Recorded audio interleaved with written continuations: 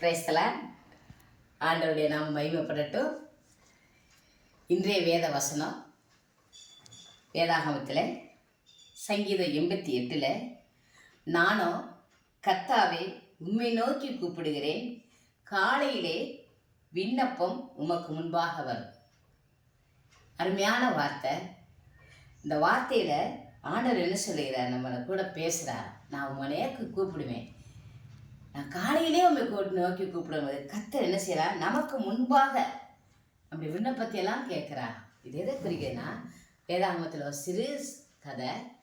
நாகமான்கிற ஒரு அதிகாரி, அவருக்கு தீராத வியாதி இருந்தது.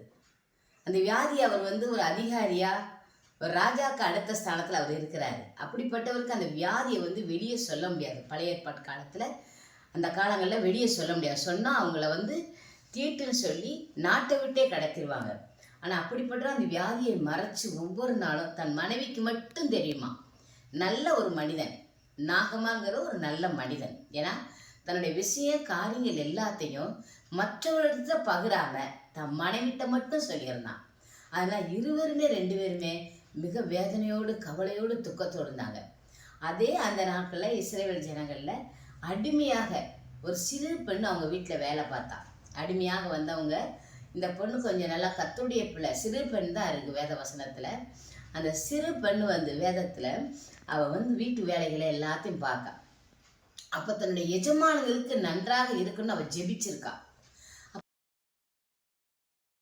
அவங்க எஜமானுடைய முகங்கள் ரொம்ப வருத்தமாக இருந்ததாம். அதை நாகமானுடைய மனைவி முகம் வருத்தமாக இருந்தாங்க.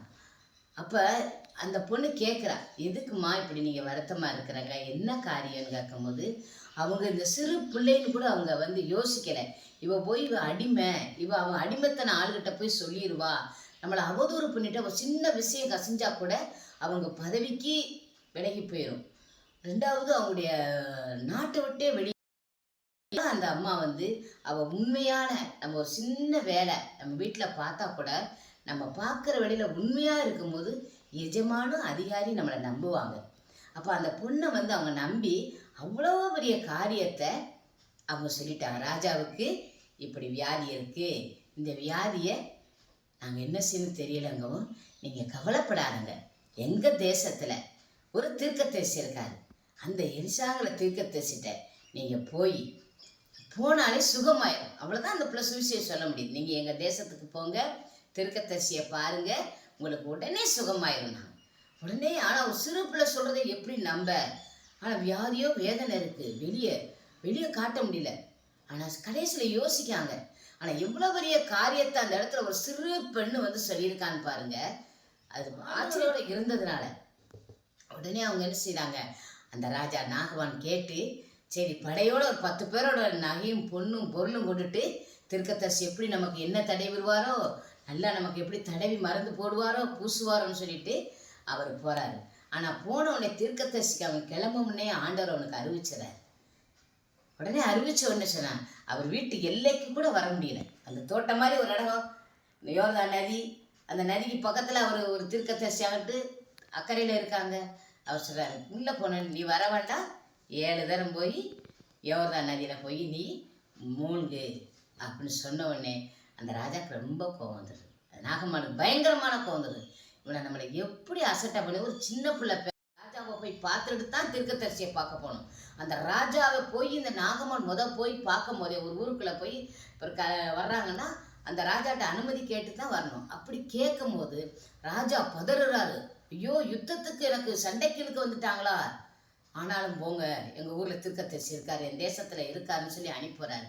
ஆனால் குளிக்க போன்னு சொன்னோடனே அந்த முதலாளி, எஸ்மா நீங்கள் எவ்வளோ பெரிய காரியத்தை சொல்ல செஞ்சிருப்பீங்களே, ஒரு சின்னது நீங்கள் நீரில் மூழ்குங்களே அப்படின்னு அவனுடைய தீர்க்கதரிசி வார்த்தைக்கு அவன் கேட்கல.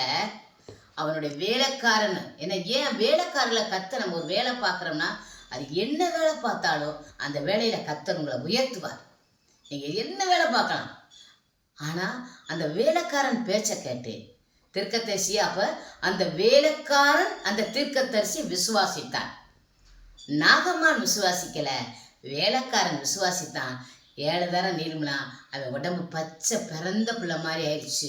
உடனே அவனுக்கு அவ்வளோ சந்தோஷம் உண்டாச்சு. அது மாதிரி நிறைய பேருக்கு சொல்லியிருப்பாங்க காரியங்களை. இதுபோல் ஆண்டவருடைய பிள்ளைங்க நிறைய பேர் உங்கள் காரியத்தை பார்த்து நீங்கள் இப்படி செய்யுங்க, இப்படி வாங்க, நீங்கள் இதை விசுவாசிங்க, உங்களுக்காக நான் ப்ரேயர் பண்ணுறேன்னு சொல்லியிருப்பாங்க. சரின்னு இருப்போம், ஆனால் நம்ம கடந்து போயிருக்க மாட்டோம். ஆனால் நீங்கள் அவங்க சொன்ன கர்த்தருடைய வார்த்தைக்கு நீங்கள் கீழ்ப்படிஞ்சு போனால் நீங்களும் ஒரு புது மனுஷனாக, புது வாழ்வு கிடைக்கும் உங்களுக்கு. நீங்கள் விசுவாசிக்கிறது, நீங்கள் விட்ட காரியங்களை, உங்களுக்கு முடியாத காரியங்களாம் கர்த்தர் முடிப்பு வைப்பார். வியாபாரமோ தொழிலோ கர்த்தர் ஆசீர்வதிப்பார். தீராத வியாதிகளை கூட கர்த்தர் சுகமாக்குவார். ஏன்னா நீங்கள் விண்ணப்பித்து அதிகாலையில் நீங்கள் ஜெபிக்கிற ஜெபங்களுக்கு கர்த்தர் உங்களுக்கு பதிலளிப்பார். ஆமென்.